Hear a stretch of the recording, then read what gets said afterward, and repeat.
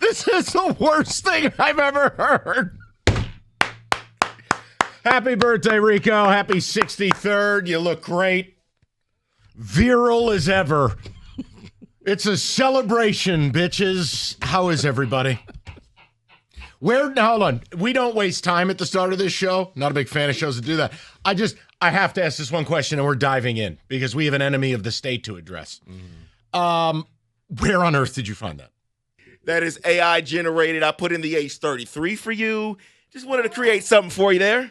Happy birthday, Rico. 50% of his actual age. So now I'm 66. I don't know. We're just going with it. It's fantastic. You know what? I got one more year to retire. Okay. That's right. Rico's doing the Social Security calculation. All right. No, we have to jump into something because I think I've been here long enough. I get to do this. You know, I never quite sure about how the whole Detroit card works. You know, I've only been here now for 27 years, but I digress. I don't know, Mike. When I was watching Willie Horton play, somebody went on national TV last night, and they did the Detroit thing again. See, if they were talking about a team that was from Miami or L.A. or New York or Boston or Chicago, it would never happen. But because it's a Detroit team, it happens.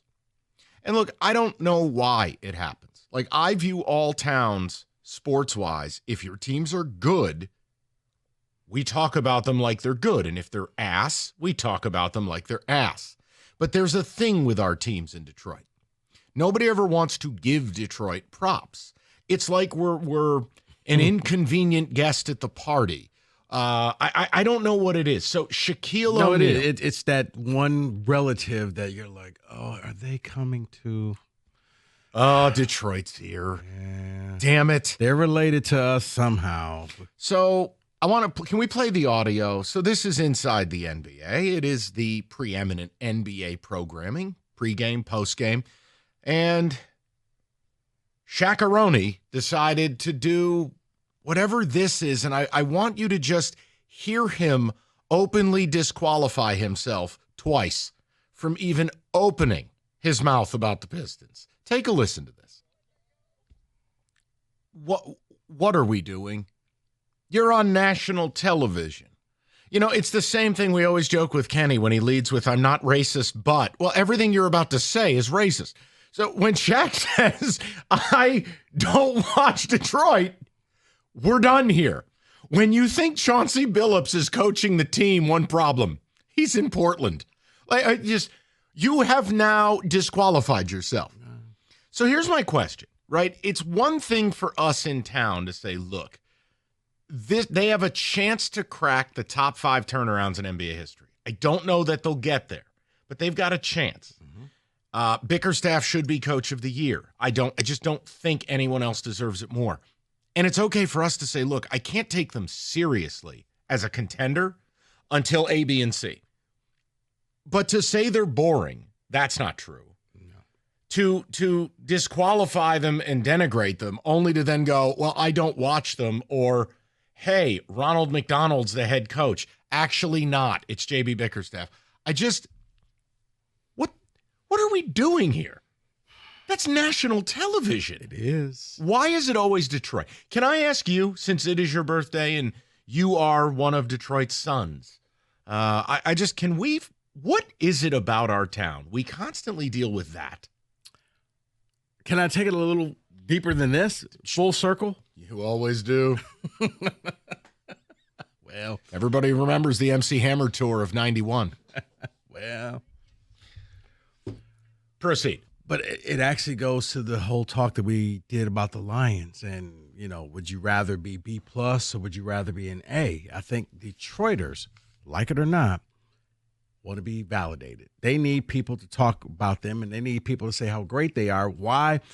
Because when people like Shaq say things like that, all it does is trigger you and send you back to, my goodness, what do we have to do before we're finally accepted to the table? So, yes, when you see, and it goes like I said, it's not just the Pistons, it's the Lions, it's all the sports. It's just the town in general, because you've gone through so much stuff from being known as the murder capital of the world that everything triggers you. And people say things about Detroit because it's easy. Heck, it's in cartoons. It's in movies. I mean, it just, like, I don't think you ever saw the show Ozark, but there was even a line about that in Ozark where the guy was like, I normally just get disappointed by the Lions every Thanksgiving. And it was just like, wow, Lions just caught a stray in a national show. That's what happened. So when Shaq does that, it's easy because, it's just Detroit, and Detroit's the punchline to the world. So, yes, Detroiters become very sensitive to that. Okay, and again, Pistons are 37-29. Should last night's win count, considering it was over Washington? Yes. Yeah, I mean, it does, but what are they, 12-60? They're basically you the last 5 years. But you did your job. This is what the Pistons do best. They do their job. They try. And you can't call a team boring when they lead the league in dunks. You can't call a team boring when they have a star in Cade Cunningham. So a couple weeks ago, he calls him boring. Now, last night, he congratulates Chauncey for the turnover, which is really hard to do when you're coaching when you're coaching the Trailblazers. And then you come out and just say, well, I don't watch them. See, here's the problem. If Shaq comes out and he says, hey, fellas, listen, man, I don't watch Charlotte Hornets. Larry Johnson's their head coach. They're 15-49, 16-48, whatever it is. Like, you can't say that about a team that even if you didn't watch them until January or even February, the fact is they're 37-29. They're en route to becoming one of the 8 best turnarounds in league history.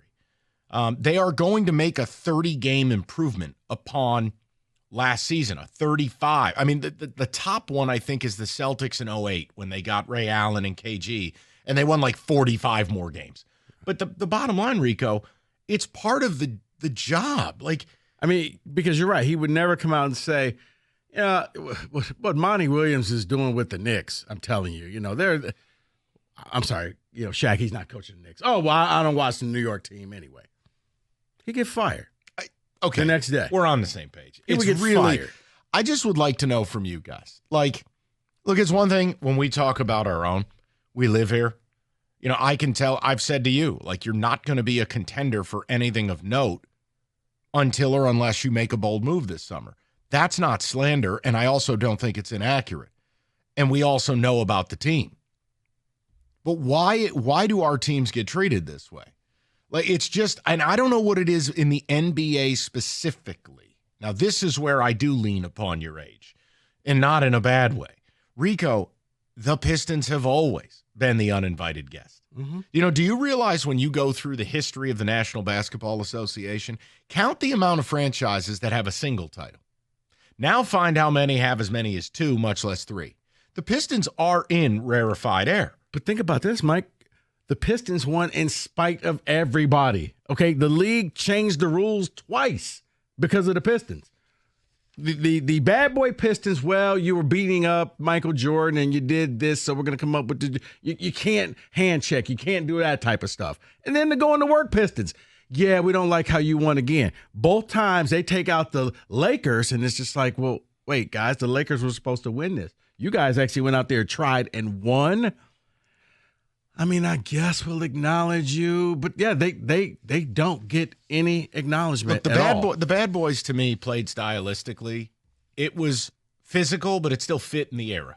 Look, the 04 Pistons are an anomaly, right? They're a team that held 6 straight playoff teams under 70 points. I mean, now let's be real about it. If you weren't a fan of the team, right, you didn't like them. But after that, but I can't knock the bad boys. The bad boys played in an era where physicality was. Hey, look, newsflash. Larry Bird throwing Kurt Rambis into the 7th row. Like, that was a thing. Mike, physicality was a thing. You took it to a new level. No, the 80s were known for the Showtime Lakers. Correct. You thought that the Pistons do a lot of – it was Magic out there wheeling and dealing to Worthy, to Kareem. It's like that was fun up and down the court. I just don't know how would it kill Shaq to have a 3x5 with some notes on it.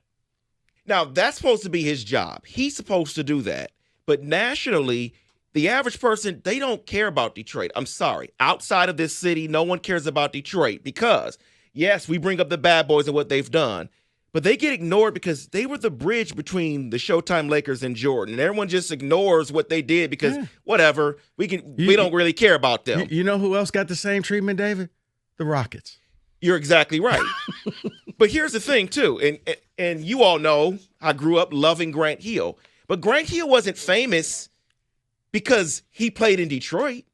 He was famous because he played at Duke. His face was everywhere because of that. You know, he played the He just piano. happened to have a Pistons jersey on. You hated Grant Hill. You know, and not only that, he played the piano on an episode of Living Single. There you go. He There you serenaded go. Khadijah. All right.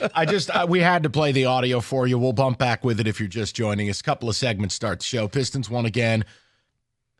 By the way, the Wizards are confirmed 13-51. But look, they're a story, and they're a good story. But you don't get to call them boring. They're not.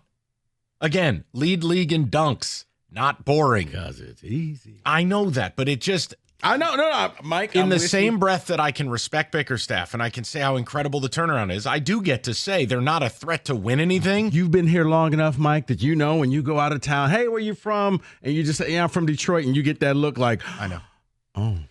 When it How happens, many people have you seen murdered? well, when I travel, you can actually faintly hear the Sarah McLachlan in the background. Right. They treat you like you're one of the dogs living in an oil drum. Right, you get the... Oh, my God. Have you heard of 8 Mile? Have you been there? Okay. We're really done that here. bad? Murder anyone lately? No, it's like, okay, this conversation's over. It's actually a really nice place to live. It's really not bad. Right. I mean, our roads blow, and yes, we shovel once in a while. But not bad. You get that look all the time. Oh, you're from Detroit. Oh, my God, you poor thing. Like, You see their soul leave their body. Like, Yep. do you need a hug? How many bullets have you dodged this week? Right. What It's are you like- talking about, man. It's not that bad. For $1 a day, you too can save someone who lives near Detroit. It's funny because every city has its bad areas, but Detroit, it feels like people think you live in a wasteland. Yeah, it's called half of Chicago. right. Right, Kenny. Hey, can I give you a hug, or will you shank me if I do?